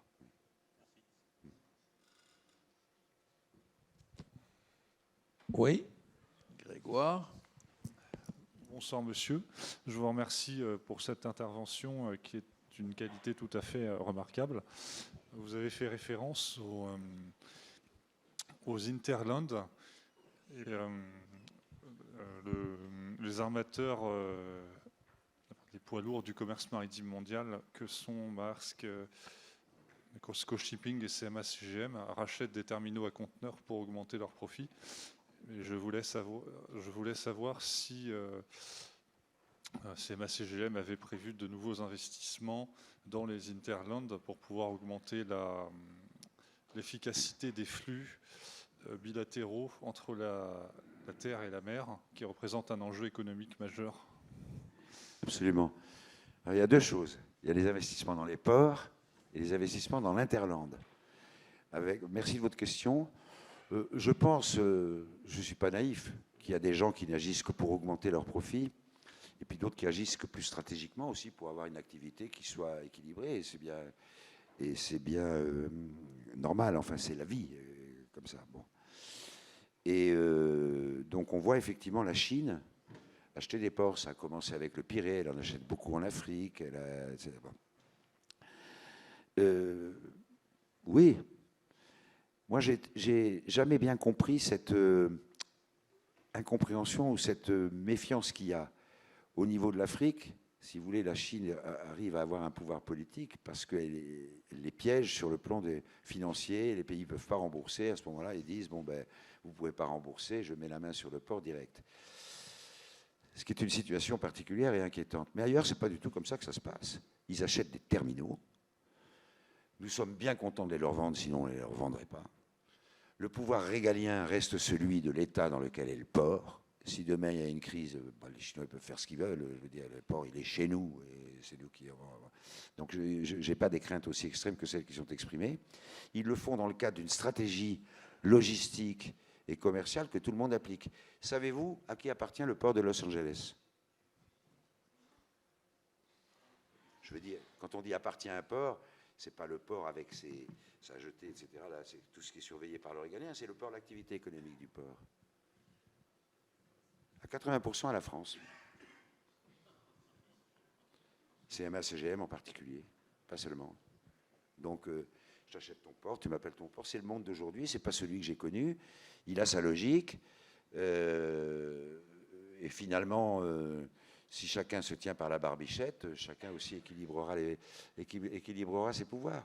Donc c'est une logique d'investissement, ce qui est différent d'une logique de profit, c'est une logique de sécurisation des flux, etc. Bon.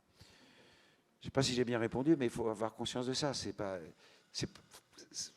pas forcément un sujet idéologique, quoi. Bon. Et maintenant, au niveau de l'Interland, alors là, comme tous les grands groupes, donc qui par définition, ont besoin de sécuriser leurs flux aussi.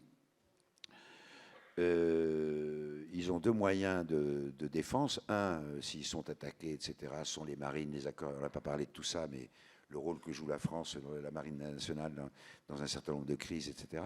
Et puis l'autre, c'est effectivement de contrôler sur le plan économique, de contrôler les zones, alors pas forcément avec des conglomérats, comme autrefois, comme on appelait ça, les cartels, ou les concerns, ou mais en étant présent sur différents chaînons de la chaîne logistique.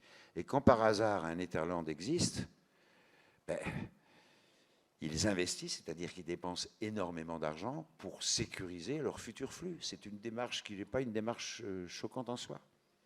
Mais malheureusement, en France, ils n'ont pas assez acheté dans l'Interland, comme je disais tout à l'heure. Je ne sais pas si je suis clair, mais je... Oui, une autre question?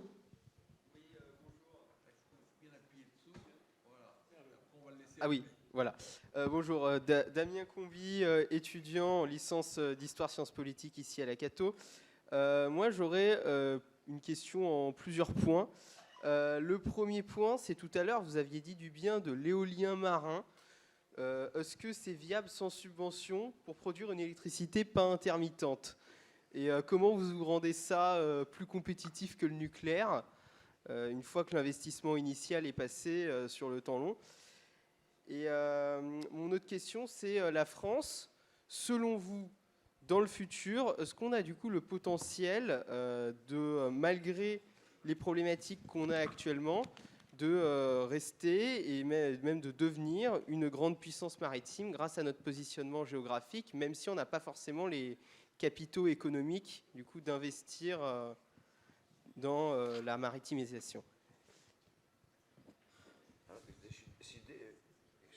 Excusez-moi, c'est pas bien. Vous pouvez répéter la dernière question, s'il vous plaît? Subvention. C'était quoi la deuxième d'ailleurs? Parce que la question c'était face du coup au poids d'autres pays et surtout des entreprises d'autres pays comme les États-Unis, la Chine, etc. Est-ce que la France peut du coup continuer de se maritimiser? Parce qu'effectivement, on a CMA, CGA, CGM ou CMA, CGM, j'arrive jamais à retenir, malgré le fait que du coup, entre autres, déjà que l'État français a des problèmes budgétaires et même qu'en général, on ne va pas forcément avoir le même poids que d'autres puissances à l'international et qu'on n'a pas non plus des capitaux illimités. D'accord.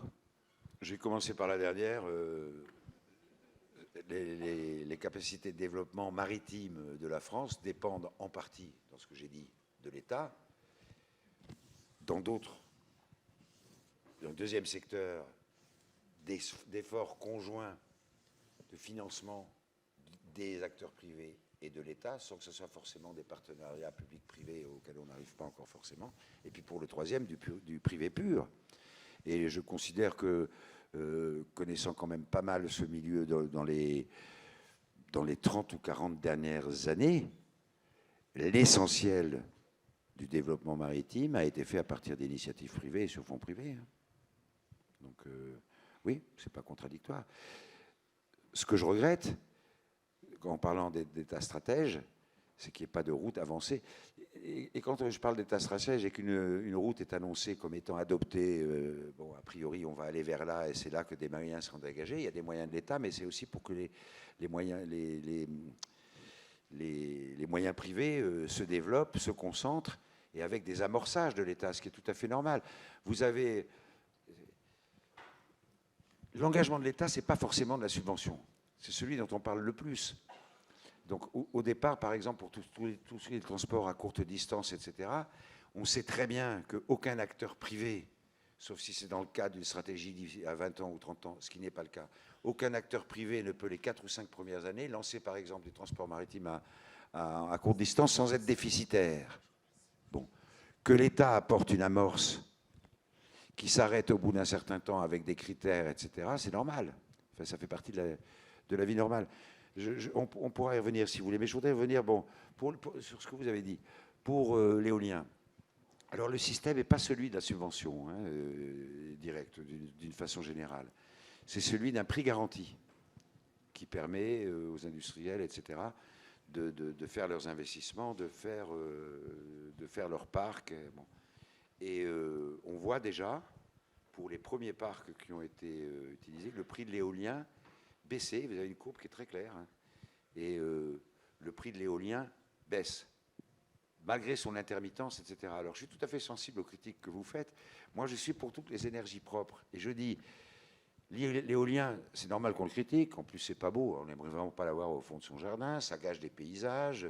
Les vieux habitants de la Baule vous disent c'est infernal de le voir à l'horizon, même si bon, c'est quand même après tout acceptable. Mais il y a un moment où il faut s'arrêter. On veut des énergies propres ou pas? Bon, alors vous me parlez il n'y a aucune énergie qui soit capable de tout faire. Donc à un moment donné, il faut faire des choix. Moi, je ne vous dis pas que le choix. Je me suis battu pour qu'existent les éoliennes en mer, mais je ne les aime pas beaucoup. Parce qu'à un moment ou à un autre, c'est notre pays, c'est notre monde qui est en danger. C'est la planète qui est en danger. Il faut absolument qu'on y arrive. Et ce qu'il y a d'intéressant, c'est que vous prenez pays d'Europe par pays d'Europe, vous voyez quand même, dans tous les pays, baisser, enfin augmenter la taille des énergies renouvelables, quelles qu'elles soient. Donc il n'y a pas le choix. Hein. Bon, pour ce qui est du nucléaire, vous savez très bien comme moi que le problème qu'a la France, c'est qu'on a laissé partir à cause d'atermoiements qui seront, à mes yeux, impardonnables. C'est l'absence de stratégie. Vous avez eu de la stratégie pour faire la première tranche de toutes ces centrales nucléaires.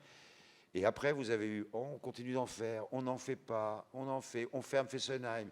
Un an après, je peux vous le dire, à ce moment-là, c'était secret, mais je pense que ça n'allait plus. Le même gouvernement a re-questionné l'EDF pour dire combien ça coûterait de réouvrir Fessenheim. Et l'EDF a répondu, c'est trop tard. C'est ça qui nous a tués, si vous voulez. Et qui fait qu'aujourd'hui, si on est dans une position difficile, c'est pas que le choix nucléaire est forcément difficile.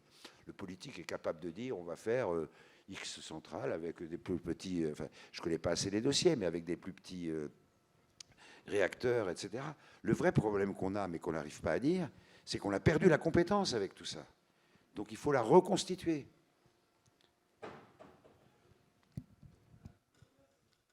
Une question de Hugo Joannet.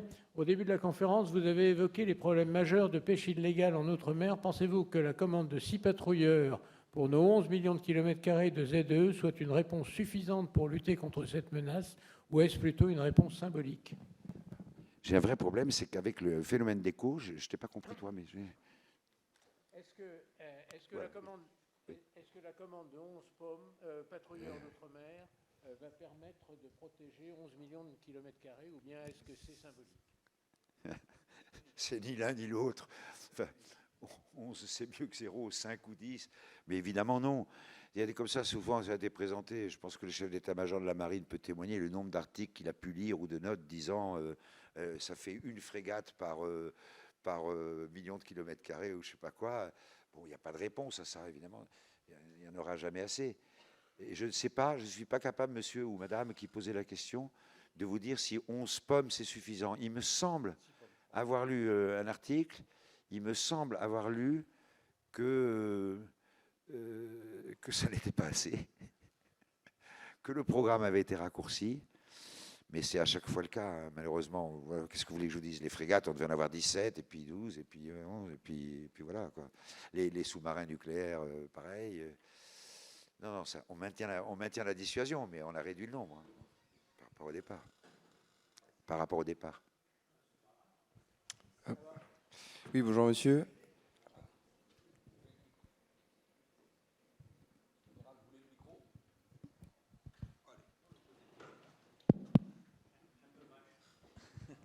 On vous a pas entendu. Non, juste pour dire que les sous-marins, c'était 6 au début et c'est 6 à l'arrivée. Oui, mais tu attaques et tu as les deux maintenant. Non. Oui, il y a 4 de la dissuasion, les grosses bêtes. Il y a un programme de remplacement qui est en cours. Et les 6 qui sont pas tout à fait livrés, il y en a 4 qui ont été livrés, qui ont été commandés quand j'étais responsable. Eh bien, il y en a 2 qui vont arriver après. Et au début, il y avait combien de SNLE? SNLE, mais c'était bien avant. Oui, c'est ça. Mais... Non, mais il y a une règle générale. Depuis Louis XIV, le Soleil Royal, la marine commande 10, elle en a toujours 5. Elle se vérifie toujours depuis Louis XIV. Merci, Alain. Non, je voulais poser une question quand même. Il y a une très belle exposition au musée de la Marine sur Magellan. Ouais. Donc, quand on voit tous ces navigateurs qui ont pris des risques énormes pour finalement la globalisation dans le commerce maritime, et ensuite ceux qui au 19e ont inventé le moteur pour avoir un peu moins d'intermittence dans la propulsion. Et aujourd'hui, on a l'impression qu'on revient à l'homme de Cro-Magnon, c'est-à-dire que la propulsion vélique, on veut, dans la Belt and Road initiative chinoise, on veut revenir aux caravanes avec la voie ferrée. Alors, est-ce que c'est un effet de mode ou est-ce qu'on va remettre un peu l'église au centre du village? Oui, c'est une présentation. Question vache. Hein. Le problème, c'est que tu as trop de talent pour caricaturer. Moi, je pense que le vélique aujourd'hui, c'est pas du tout. Ça n'est qu'apparemment un retour en arrière pour certains trafics. De toute façon, tout le monde sait que le vélique, ça fera au maximum 5% du transport. Mais sur ces 5%-là, ça vaut le coup. Pour les transports qui ne sont pas urgents, où tu as des alizés, des vents constants, etc., ça vaut le coup. Voilà. De toute façon, je te connais, tu fais des provocations. Bonjour monsieur, merci pour votre intervention. Grégoire, moi je suis simplement RH dans le civil, mais réserviste dans la marine. J'aurais aimé juste savoir votre avis sur la propulsion nucléaire. Alors je sais, dans le domaine commercial, j'aurais aimé savoir voilà, comment vous le voyez aujourd'hui. Est-ce que ça serait une voie pour plus tard? Je sais que ça a déjà été lancé pour certains États. Voilà. La propulsion nucléaire, hein. On sait que ça marche. Hein. Vous avez vu Ça fait combien de temps que les Russes ont des brise-glaces? Non, je sais bien, mais sur le plan civil en tout cas. Bon, aujourd'hui, même on sait qu'il y a plus de chances aujourd'hui qu'il n'y en a jamais eu, puisqu'on s'est mieux miniaturisé. D'ailleurs, les travaux qui ont été faits pour les sous-marins de la force de frappe l'ont bien montré. Alors, je ne suis pas assez compétent, mais les gens compétents, on est en train de faire un groupe de travail, comme je vous le disais tout à l'heure, je crois quand je parlais du cluster, qui va se lancer en janvier. Mais les gens compétents, il y en a. Hein, je parlais tout à l'heure, les gens du bureau Veritas, qui dans le monde entier suivent les certifications de tout ce qui se fait sur le plan nucléaire ou tout ce qui va se faire, par exemple. Mais les gens compétents disent que ça va quand même prendre, et j'arrive pas à comprendre pourquoi, je ne suis pas assez compétent moi-même, mais que ça va quand même prendre beaucoup, beaucoup de temps au niveau des règles, etc. Mais que ça fait partie, si vous voulez, c'est comme les carburants de synthèse. À un moment, les carburants de synthèse ou les carburants qui ne sont pas de synthèse et qui sont naturels, etc. À un moment donné, l'entonnoir va les meilleures énergies vont se faire pour des raisons économiques. Mais pour l'instant, sur le plan technologique, moi, ce que j'entends dire, c'est on peut imaginer des bateaux propulsés navires marines marchandes à horizon de 30 ans. Je ne sais pas ce que ça vaut. Mais c'est ce que j'entends dire. Je ne sais pas d'où vient d'ailleurs cette prévision.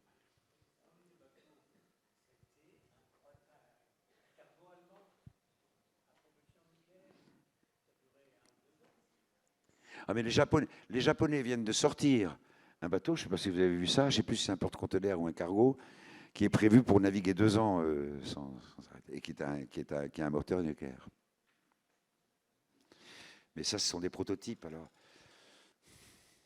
Autrement dit, je ne vous réponds pas très bien. Mais Question des internautes. Pardon. Éric Laurence demande que faudrait-il changer dans les ports français pour développer leur trafic? Une question à 1 centime. Alors la plupart, à un moment donné, il y avait un gros problème, mais ils sont bien débrouillés. Ils avaient un problème aussi de disponibilité de terrain, comment on appelle ça, de foncier.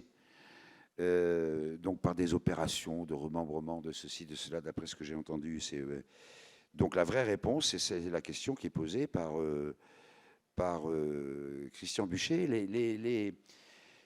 Pour investir, il faut avoir une possibilité de rentabiliser sur le long terme, sinon ça ne marche pas. Et c'est là que je fais une grosse différence avec les profits. C'est normal, quand vous avez investi, vous n'allez pas investir à perte, sinon vous ruinez le pays, vous ruinez, etc. Et à l'heure actuelle, il n'y a pas de plan directeur concernant le port ou le fait d'étoffer leur hinterland. Mais la réponse, elle est très claire. La principale limite au développement des ports français, c'est pas qu'on ne sait pas faire. C'est même pas qu'on manque d'argent, parce que ces projets-là, à long terme, ils ont des montants de financement à long terme, etc. Donc on n'attend pas une réponse immédiate. C'est qu'on ne fait rien pour l'absence des traces d'assèche dont je parlais tout à l'heure. Et le seul investissement qu'on fasse et qui a coûté des milliards, on se demande s'il ne va pas nous retomber sur la tête. Donc, mais la vraie réponse, c'est ça. L'interland français n'est pas, le pays français n'est pas organisé pour être ravitaillé par ses ports. J'ai découvert tout à l'heure un texte d'un des frères Pereire, donc ça nous remet quand même très, très derrière nous, qui dit exactement ce qu'on dit. C'est-à-dire que finalement, on se dit, mais ça n'a pas tellement évolué depuis les frères Pereire. Hein. Ils parlent non pas d'Interland, mais de la nécessité de relier nos ports, etc. Dans le cadre de la compagnie transatlantique qu'il voulait créer. J'espère que dans 160 ans, on dira autre chose. Bonjour. Une question, Christophe Brière, responsable efficacité énergétique de la compagnie maritime Orient Express. Si vous aviez un point de qu'est-ce qui manque au maritime français aujourd'hui, vous diriez quoi? Ça, c'est la première question. Et pour votre auditoire, on en est ici en train de vous écouter depuis une heure. Si vous aviez un message avec lequel on doit ressortir de votre conférence et de votre intervention aujourd'hui, ça serait quoi? Merci. Un point.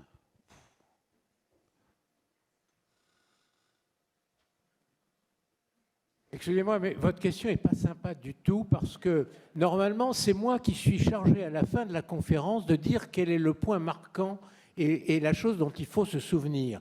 Donc si Francis le dit maintenant, moi, j'ai plus rien à dire ensuite. C'est pas sympa du tout ce que vous venez de faire là. Mais on va quand même laisser Francis répondre. Non, un seul point, je suis pas capable. Enfin, je dis, j'ai abordé un certain nombre de choses dans mon petit exposé.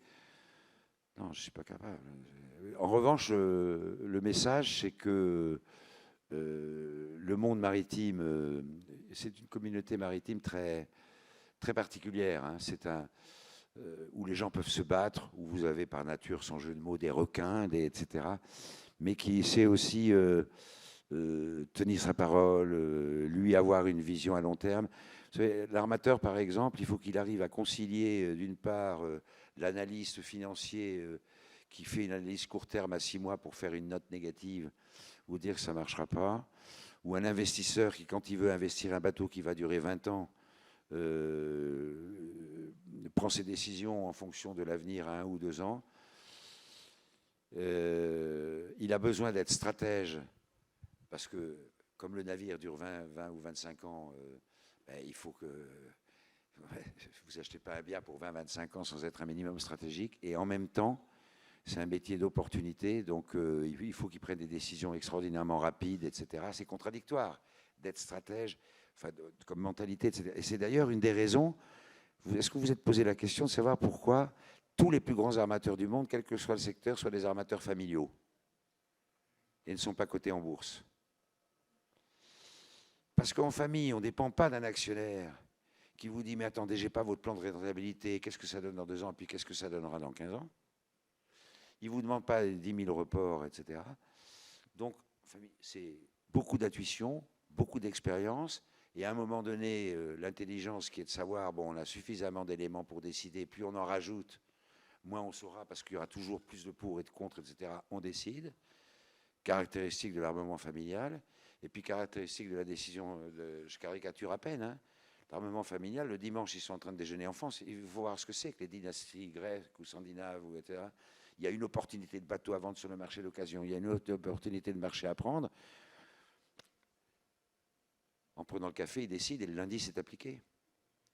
Et ils ne sont pas cotés en bourse parce qu'ils ne veulent pas dépendre de gens qui seraient maîtres de leur avenir sans les laisser libres d'avoir cette liberté de décision. C'est pour ça que vous avez des armateurs familiaux. Vous prenez, que ce soit le pétrole, le conteneur, les 3 grands groupes mondiaux dont on parle tout le temps, c'est 3 groupes mondiaux d'origine et de philosophie mondiale. Maersk, il y a encore une partie de la famille, mais ils ont encore la plus grosse partie du capital. Les Italiens de MSC, le plus gros armateur du monde, c'est exclusivement familial. Tous les postes de commande, etc. Le plus gros armateur du monde, bien plus gros que CMA-CGM. Alors, je n'ai pas répondu à votre question, monsieur, mais je pense qu'il y avait un peu de provo. Mais enfin, le message, oui, je voulais dire, c'est que le monde maritime, c'est quand même un monde qui se bat, qui est extraordinairement extraordinairement résilient. Et si vous n'avez pas envie, si dans votre vie vous voulez voir 10 000 choses, comme c'est souvent le cas, ne rentrez pas dans le maritime, parce que si vous y rentrez, vous n'avez qu'une envie, c'est d'y rester. J'ai eu peur avant la chute.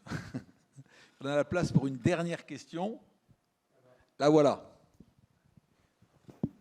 Super. Bonjour. Alors moi, je m'appelle Cynthia Bramy et je suis en première année d'histoire sciences politiques. Alors moi, ma question, elle va porter sur l'Indo-Pacifique. Vous avez effectivement mentionné l'Europe qui n'était pas très puissante au niveau maritime concernant le militaire, la puissance et l'économie. Cependant, la France est, il me semble, le seul pays européen à avoir un pied, et même plusieurs pieds, justement dans cette vaste zone géographique qui est extrêmement stratégique. Vous avez mentionné les États-Unis de Donald Trump qui avaient repris la mainmise en fait sur leur souveraineté. Et justement, on sait que l'Indo-Pacifique est à la fois entouré des États-Unis de Donald Trump, mais aussi de la Chine, qui est quand même une puissance régionale assez forte et même assez agressive concernant cette zone. Donc j'aimerais savoir pour vous quelles sont les perspectives géostratégiques et économiques en France, pour la France, pardon, dans cette zone. Et une autre question sous-jacente, vous avez parlé du respect du droit international. Il y a des puissances régionales comme l'Australie et le Japon qui sont justement présentes. Est-ce qu'il y a des possibilités pour la France et ces démocraties indo-pacifiques, ces démocraties, si elles peuvent davantage sécuriser ce droit international dans cette zone? Je vous remercie. C'est vous qui faites l'exposé sur l'Indo-Pacifique samedi, non? Exactement. Ah, vous êtes... Alors vraiment, pour avoir...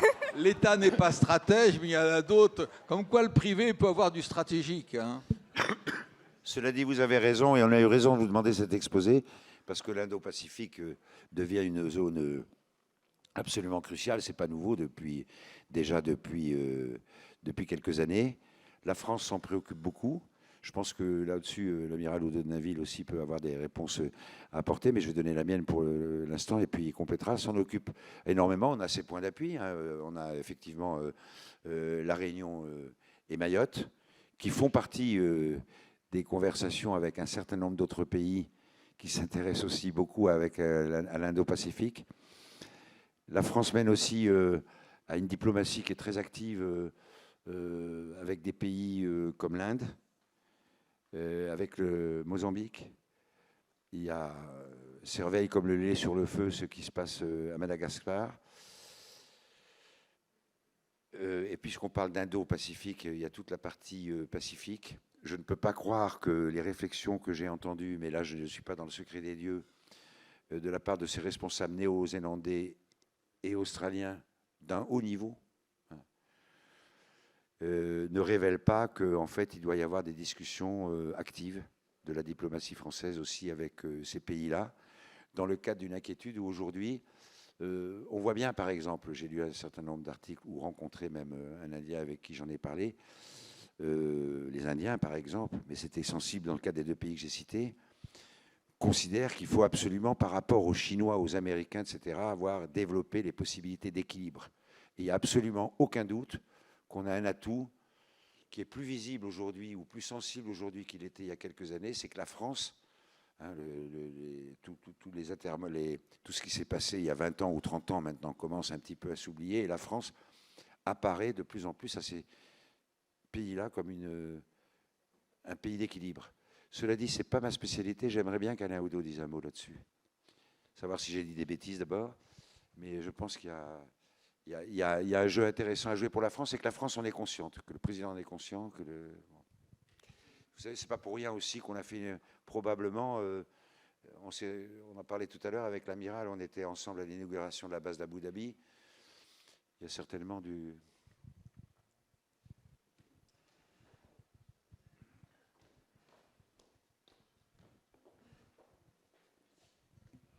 Non, dans l'Indo-Pacifique, il y a plusieurs problèmes. D'abord, enfin, pour la France, surtout dans le Pacifique, il y a un problème de gouvernance. Il ne faut absolument pas qu'on exporte dans le Pacifique le jacobinisme français. Il faut laisser les États iliens parler entre eux. Ça ne veut pas dire que ces États, en ce qui concerne la Polynésie française, ne font pas partie de la France. Mais ça, c'est le premier point. Ensuite, la France ne peut pas agir toute seule dans le Pacifique. Il faut avoir une approche multilatérale. Il y a des organismes qui se mettent en place. Et pour le moment, la diplomatie française ne veut pas s'investir dedans. Je pense au Quad plus, je ne sais pas si ça vous dit quelque chose, les 4 grandes puissances, États-Unis, Inde, Japon et j'en oublie une, qui essaient de contrer l'influence de la Chine, qui n'est pas une puissance régionale, qui est une puissance internationale. Et enfin, pour répondre à l'absence ou la faiblesse des moyens qui sont dans l'Indo-Pacifique, tout ça, il y a une réflexion très forte pour avoir des activités duales, pour pouvoir avoir plus de rayonnement. Et c'est pas que les POM, les patrouilleurs outre-mer, qui sont capables de faire régner, de surveiller, de contrôler toute la zone. Il y a d'autres moyens, et en particulier la Marine nationale utilise une PME de Rennes qui, par ses satellites, est capable de surveiller toutes les anomalies, et en particulier dans la pêche illégale, où il y a des caractéristiques assez faciles à détecter pour savoir qui pêche et où on pêche de manière illégale. Et à ce moment-là, on peut envoyer le POM. Donc le paysage n'est pas aussi négatif que ce qu'on peut laisser penser. Et sur l'aspect que je touchais, c'est-à-dire depuis quelques années, alors que ce n'était pas du tout le cas avant, la perception de la France comme une possible puissance d'équilibre qui intéresse le Japon, l'Australie, la Nouvelle-Zélande, etc., par rapport à la Chine et le machin. Je trouve que c'est vraiment... Les Chinois font peur. Dans le Pacifique, dans les îles, les possessions françaises dans le Pacifique, il y a des Chinois, une diaspora chinoise. Mais cette diaspora chinoise ne veut surtout pas être sous le joug de l'organisation de la diaspora officielle du régime actuel du Parti communiste chinois.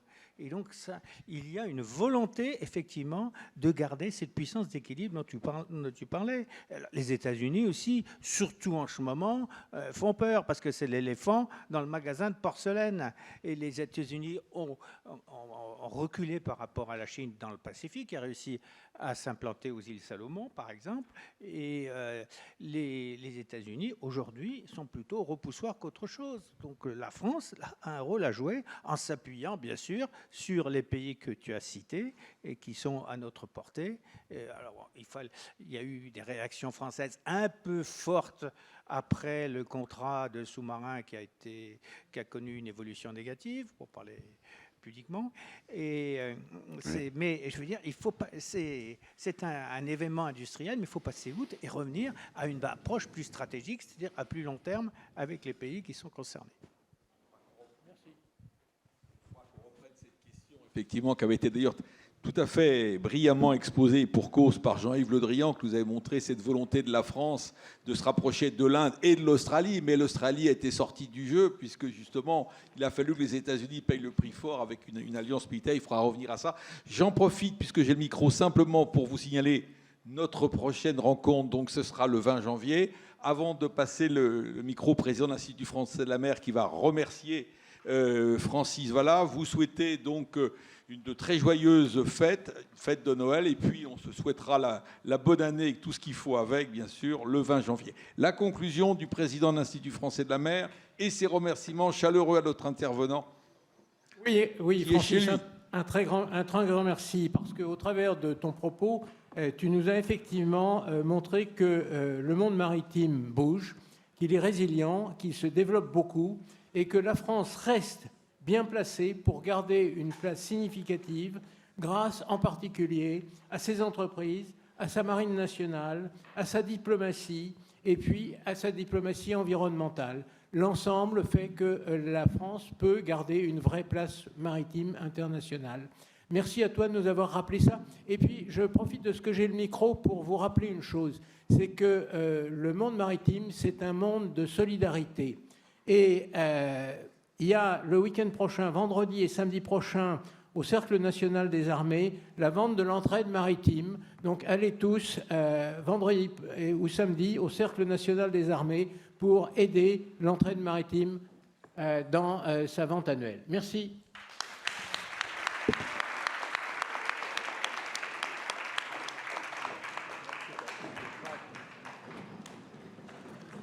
Il y a quelques traces, si vous voulez.